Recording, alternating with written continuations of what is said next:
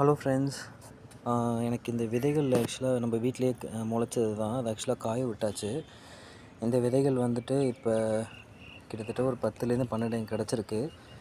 இது நம்ம ஆக்சுவலாக விதைகள் போட்டு எப்படி வளர்க்கலாம் அப்படின்னு சொல்லிட்டு பார்க்கலாம். ஸோ இந்த விதைகள் வந்துட்டு நம்ம ஒன்றுனா எப்படி நட்டு வைக்கலாம், எப்படி எந்த அளவுக்கு வளருது அப்படின்றத பார்க்கலாம். இங்கே பார்த்தீங்கன்னா நான் ரொம்ப சின்ன பாட் தான் எடுத்திருக்கேன், பிளாஸ்டிக் பாட்டு. இதில் வந்துட்டு ஏற்கனவே மண் கலவை இருந்தது. இதில் வேறு ஒரு செடி வச்சுருந்தேன்.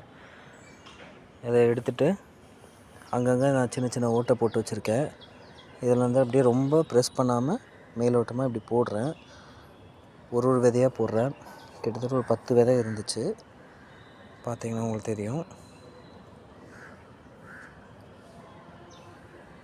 இது மாதிரி ரொம்ப ப்ரெஸ் பண்ணவும் இல்லாமல் மேலோட்டமாக இப்படி வச்சு கொஞ்சம் மண் போட்டு அப்படியே மிக்ஸ் பண்ணி விட்டுற வேண்டியதான்.